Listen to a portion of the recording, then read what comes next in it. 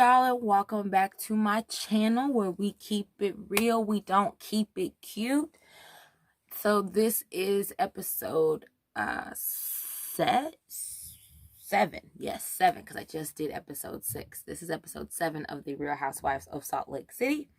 And we're just gonna go ahead and hop right into it.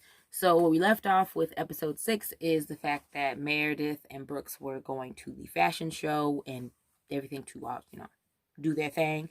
And we see everybody's there at the fashion show. Everybody comes to the fashion show, but we also see mention, because again they're talking about the fact that about how Brooks's father is not there. Meredith mentions about why she doesn't want to go to Ohio is because it's a lot of networking out here, because so many people from all over Hollywood come to Sundance for the week. So she's like, this is a really good networking opportunity for me. So why would I go to Ohio where don't no rich Hollywood people come, when I could just stay in Utah and at least once a year really expand my business, or at least attempt to expand my business by talking to all these different people.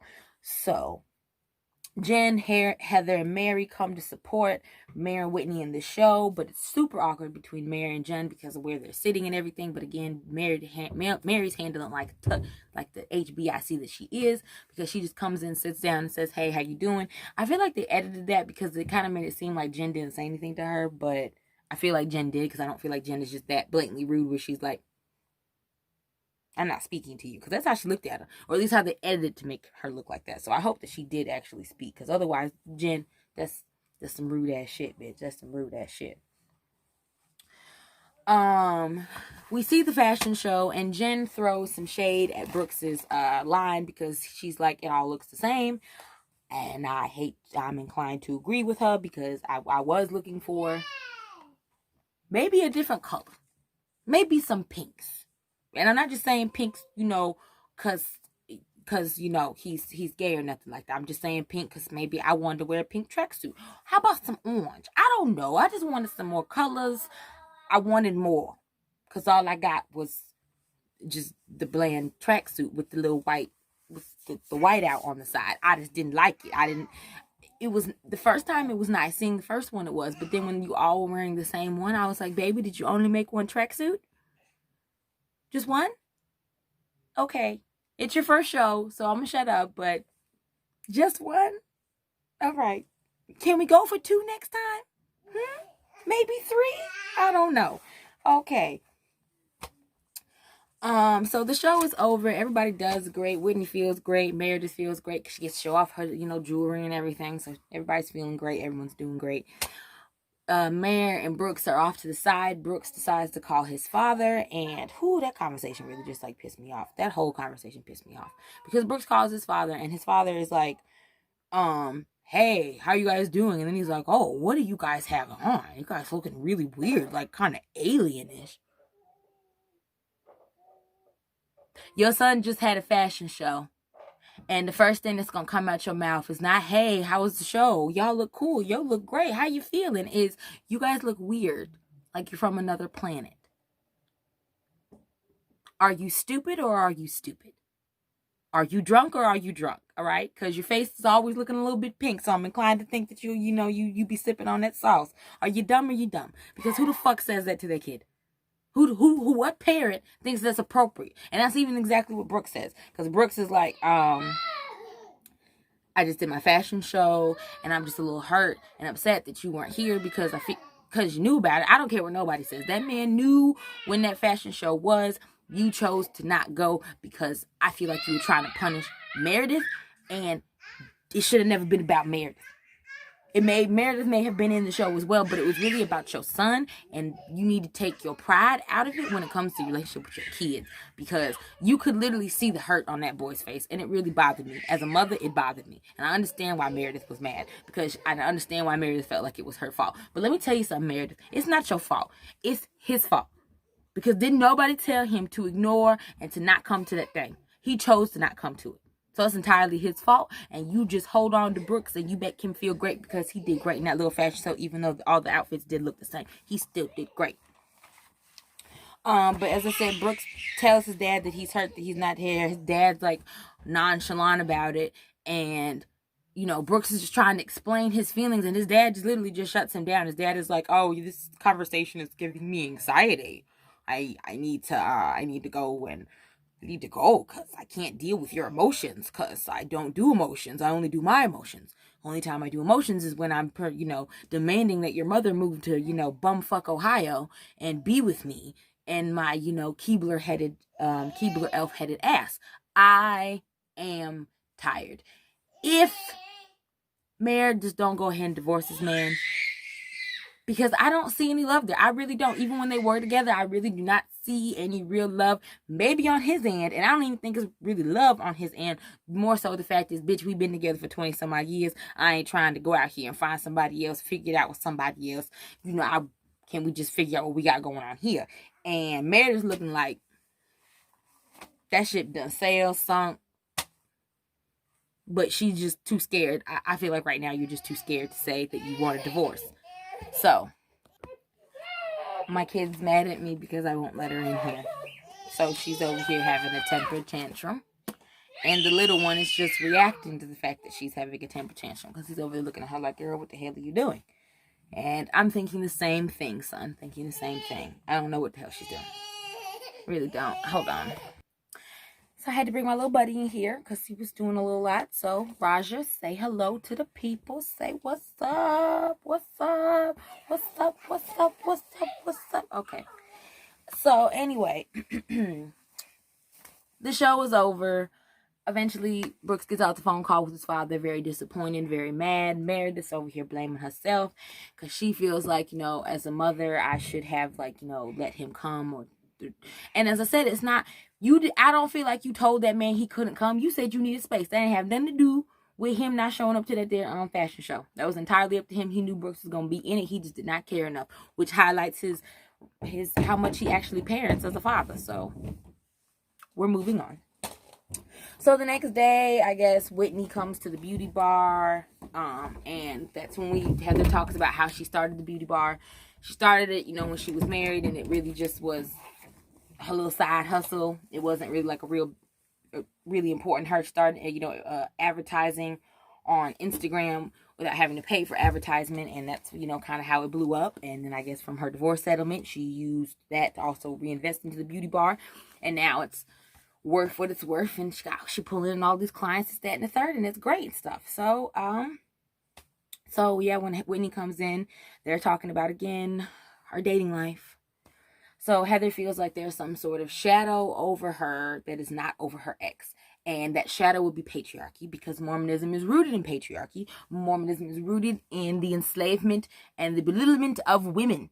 So y'all cannot and shall not convince me otherwise. That's why you feel the shadow. Because in the Mormon community, if you get divorced, it's all blamed on the woman. She wasn't a good enough woman to keep a man. Instead of it being, maybe he was a trash-ass husband. Maybe he was a trash-ass husband who didn't deserve Heather and didn't deserve to continue receiving her love. So God said, you know what? We're going to end it, and you're going to go ahead and move on. And this was your sign to get the fuck up out of Mormonism. Because you don't need to be in it, bitch. You don't need to be in it. All right.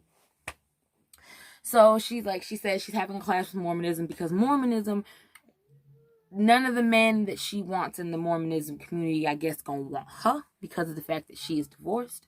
So it's just a lot harder for her. And I guess every time she is dating, it's just not really working out the way that, she wants it to work out. And as I said, girl, that's why you don't need to be no Mormon no more. Because if that's how they really are out there, yeah, girl, you need to be footloose and fancy free and Mormon free. That's what you need to be. That's what it needs to be. So we move on to Jen getting herself ready, and then one of the Jai Squad comes in and hands her antidepressants, and that's when we learn that Jen is on antidepressants and that her dad died. After her dad died, she was kind of just lashing out at everybody, this, that, and the third. On top of the fact, I can imagine why, because you lost your family, because you used your family as a cover for the fact that Sharif ain't never around. And then you lose your father. And then your own husband, for the funeral, don't even come because he got to coach a football game. He couldn't have had the assistant coach at the damn game to go support. Instead, he had to go support his wife. It's what I be saying is that, it's nice when you marry, man. it's nice when you marry a man with money, but it's nice when you marry a man with money who also have that priorities together, because it don't sound like Sharif really has his priorities together, because ain't no way y'all gonna convince me that it was right or okay for him to not come to his own wife's father's funeral because he got a game. Nope. Some things can be put on the back burner. Some things are not important. But point is, after her father's death, she was really lashing out at people.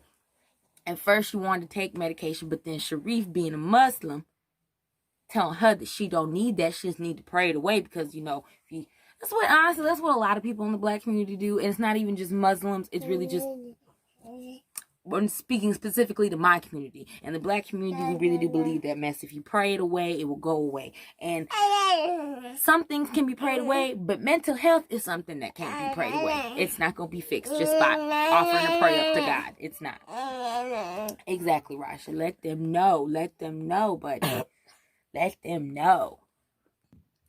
Yeah, so as I said, a lot of people in the black community seem to think that you could just pray it away and mental health will, magically get better. But for Jen, obviously, it did not. And for a lot of people, it does not. So this is why I say that you should always go and to make sure your mental health is okay. And you should always have a therapist, somebody to talk to on speed dial. If everybody was in fucking therapy, I promise you the murder rate in this country will be down. I promise you the divorce rate in this country will be down. I promise you people would just be better as a whole. If therapy was mandatory, like the same way that you can't drink until you're 21, everybody need to be in therapy till at least they age 21. So then we can fix these curses and these generational promises that keep getting broken. You feel what I'm saying? All right. Next, anyway, as I said, so Jen was not taking them. She was trying to pray it away. That didn't work because she still was snapping at her family. Then Sharif gonna tell her, like, yeah, I'm ready to leave you. So you tell me not to take no pills. Tell me to pray it away. When you see this not working, you say you getting ready to leave me unless I do take some pills. Okay. All right. Maybe if you told her to take the pills first, we wouldn't have got here, nigga. But whatever. So her family gives her intervention. Then she, takes the pills, and now she's been taking the pills and everything. That's great. Glad that you are keeping yourself medicated. Glad you are keeping yourself focused, Jen. I'm glad about that. So then we see Lisa with her kids, and then they do like a goal board to write down the different goals. The eldest boy, of course, his goals are, have to do with girls, and all their goals are nice. Lisa's goals are, reaching far and just reaching up to the stars for her to be the shining star that she wants to be. So when they're putting the kids to bed, I guess the husband comes in and he's like, look, I get that we've been business a lot. Like we're always business. That's, really what our marriage is business. It's really 90% business and maybe 10% actual marriage. But I want to spend some time with you. I want to be with my wife. I want to be with my woman. So can we try to, come together, have a date night, this, that, and the third. And Lisa's just straight up like, no. Can't do that because I have things. I don't want to have to say no to anything. And to do what you want to do, I don't have to say no to some things. And I don't have to say no to stuff. So I think that's unfair that you're asking me to say no to things because you want to spend time with me. Ew. Gross. Get it together. And he kind of looking like, so you not going to try? You're not going to do that? And she's like, yeah, no, I don't like that. And I don't like the fact that you're mad at me for wanting to do better. I feel like you should want me to do better. And I feel like that's a wrong thing as a husband for you not to want me to do better. As I said, Lisa's a narcissist. And I guarantee you, if that man is not already cheating, he gonna be. Because somebody who watching this show, one of these heifers watching this here show is gonna see how neglected and rich he is and come sliding up in them DMs. He gonna ignore it at first, but it's gonna take the right one, and then we gonna be hearing about Lisa getting divorced rather soon, y'all. Rather soon. Don't care what nobody says, cause girl, you got to be able to make time for both. Just like I just yelled at Brooks's father for doing that shit, you got to do the same thing too. Y'all can't be over here thinking that, you married a goddamn robots and they supposed to just, hug themselves and love themselves. I don't know who the fuck you think you are, but, whatever. So then Meredith and Jen and Heather, they meet for dinner. Heather tells them how she tooted and booted Chris. And that's where we get a information on why Meredith's marriage is in breakdown mode. She's saying that it's communication, that they're not really listening to each other, that this, that, and the third. And as I said, it's excuses to me. Like Jen said, bitch, you holding on to something. You holding on to something. You're not really telling us what the full detail is, because this is not making sense. I don't really, like I said, the way that Meredith looks at that man, she looks at her husband like she can't stand him, like she hates him, like she's just slowly waiting for him to, grow old and die. That's how it feels. So, I just really want her to be honest. And I feel like, and as I said this beforehand, I feel like she got somebody on the side. But we'll get to that. So Whitney's with her kids, chilling with her dad and the kids. We find out that her dad is ready to leave the sober living. He's ready to go off on his own. Whitney is just worried because, the last time he did that, she don't want him to relapse. And he may relapse again because it's a lot for them people. Addicts, I mean. Then basically we see, then we go to Heather. We see her helping her daughter with her homecoming dance. So then she brings them all upstairs, all her daughters, and talks to them about how basically she is now ready to date, and she has decided that she's ready to leave Mormonism, but she wants to know how they feel about it because, it's been with them since they were kids, since they were babies. So she's just like, what are we going to do? Or how do y'all feel about it? And the kids are like, what, we want you to be happy. So if you don't want to be a Mormonism no more, that's fine with us, because we kind of tired of it anyway. Everybody be treating us weird because of how Mormons treat divorcees, and especially divorced single women, not men. So they like, we tired of it anyway. We want to be normal. So that's cool. Jen and Whitney have a pole class, and now we're getting to the real tea, y'all. So they're discussing Meredith's situationship, and they're trying to figure out, like Jen says, if they're separated, she not getting it, he not getting somebody got to be getting it from somewhere. And then Whitney's like, well, you saying this like, you know something, you done heard something. And Jen's just like, all I'm saying is that, if you're not getting it from your husband, you got to be getting it someplace else. So then we go to the confessional where production is like, girl, nah, you know something. So then Jen says that she met the side nigga. His name Justin. That's what the rumor mill is saying. That's what Jen said. Jen said his name is Justin. And he met her at one of Meredith's parties. And this man was going in, talking about how much he loved Heather. She was the love of his life. She's just amazing. Her punani smells like peaches and cream and white privilege. Like, it just, he was just all over her. He was all over her. So, that's how the episode ends. We trying to figure out does Meredith have a side nigga? And if she does have a side nigga, when we gonna meet him? And does the husband know? Doubt it. I highly doubt it. And like I said, if it is true, I was right. Told y'all that girl out there sold her wild oats, because when she's emotionally checked out from that man, and y'all will not convince me otherwise. You can see it every time they interact with each other, every time they talk to each other, every time they're alone with one another. Like, I think she has love for him, but she is no longer in love with him. And I feel like she's having a real struggle with trying to tell him that she's no longer in love with him. And the separation is the first step in her telling him that she's no longer in love with him. But that was all I got to say about this here episode. So y'all, like I said, go ahead. Please don't forget to like and subscribe. Like and subscribe. Okay? Trying to get out here. Trying to get known. Trying to get seen. Trying to get some subscribers. That's really it. So I have more people to talk to. Let me know what y'all feel in the comments down below. Remember, like and subscribe. Hit the notification bell. Please, you guys have a great rest of your year. New Year's. Be safe. Remember, guys, keep it real. Don't keep it cute.